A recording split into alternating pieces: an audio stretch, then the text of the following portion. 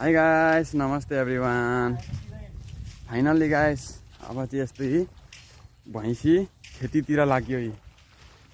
अब साथीहरू यही देख्नुहुन्छ भैँसी यो पाडाहरू भइगयो।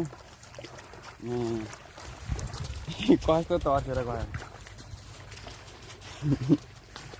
फाइनल्ली गाइस अब हेर्नु न, गोठालासँग भैँसी पनि तर्सेर जान्छ यार, के गर्नु।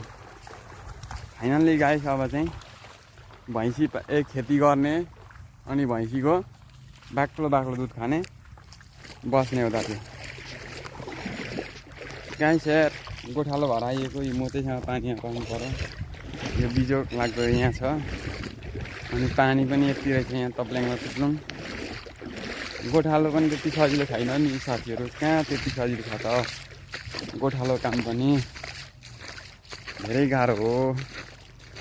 अब खत्तम भयो यार म चाहिँ सबै। ल गाइस आज चाहिँ फाइनल्ली हामीहरू भैँसी चराउन आएको थियौँ।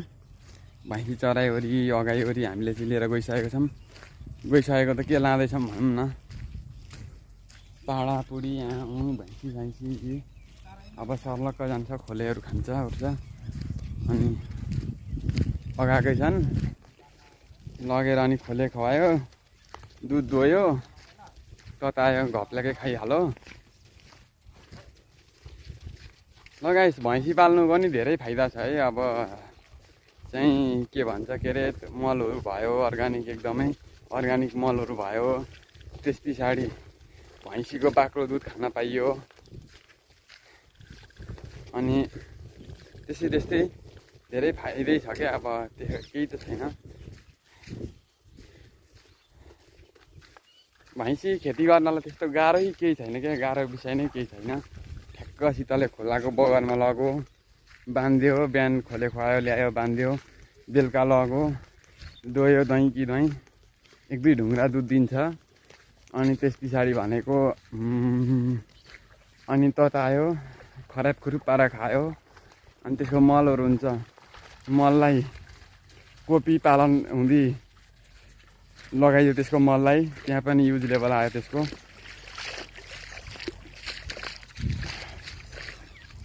यस यस्तै छ साथीहरू। मैले जाने जतिको भने, मैले जाने जति अब भैँसी खेतीको विषयमा मैले जाने जति कुराहरू भनेकै छु। अनि त्यस्तै फाइदाहरू छ जान्दाखेरि होइन। नेपालीमा एउटा भनाइ छ नि गाइस, जान्ने बुन्नेलाई खुर्पाको बिड, नबुन्नेलाई बुन्नेलाई जान्नेलाई के भन्थ्यो बिर्सेछु मैले।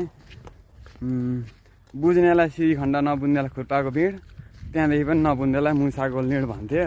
त्यस्तै हो यो भैँसी खेतीबाट पनि त्यस्तै छ। अब नजान्दा झ्याउ यताउति के भन्छन्। जानु भने तर फाइदा पनि छ। अब त्यस्तो मैले अघि नै भने नि, ठ्याक्कसितले लगो, बिहान ल्यायो, खोलाको यस्तो बगरहरू छ, बगरमा ल्यायो, बाँधिदियो, अनि चराप चुरुप खान्छन्।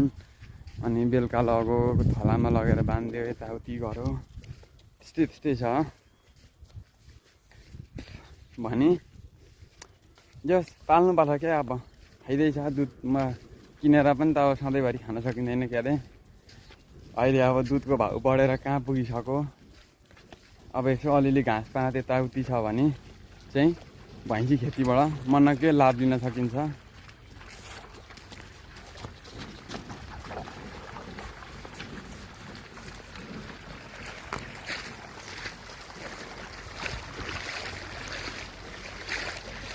लगाइस यस्तै छ होइन। मैले जाने जति अब भनेकै छु भैँसी खेतीको विषयमा।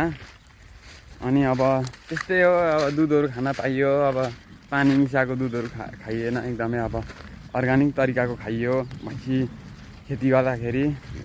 अनि त्यहाँदेखि अब त्यसबाट निस्केको मलहरूको प्रयोग गरेर कोपी, टमाटर, लसुन, धनियाँ यताउति त्यसको मल प्रयोग गरेर कोपी लसुन प्याजहरू पालन गर्न सकिन्छ त्यसको मलले। यस्तै कुराहरू त हो।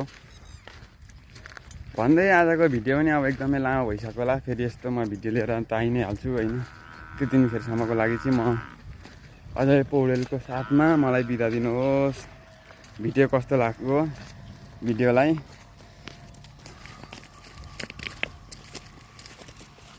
भागो भागो अब मै गोठालो मै पाल्ने मैसँग तर्सेर भाग्छ अब के भन्नु यस्तोलाई अब छ त उपाय छैन नि गाह्रो छ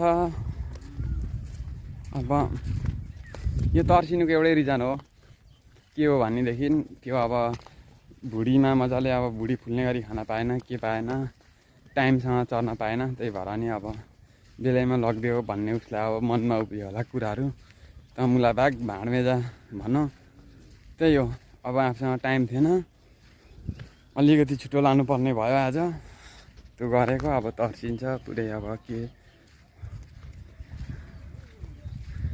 भैँसीले नि सोच्यो होला के आफ्नै काम बन्दा भाँडमे जा जनता भन्ने जस्तो लाग्यो होला त्यसलाई ठिकै छ ल गाइस भिडियो कस्तो लाग्यो भिडियोलाई लाइक कमेन्ट र के कस्तो लाग्छ भिडियो प्रतिक्रिया दिनु होला भन्दै सदा चाहिँ आज पनि यो भिडियोबाट मैले बिदा माग्न चाहेँ हजुरहरूको जिन्दगी फलोस् फुलोस् खुसी नै खुसीमा जिन्दगी भुलोस् भन्दै म अजय पौडेलको साथमा बिदा हुन चाहन्छु हस्त जय नेपाल।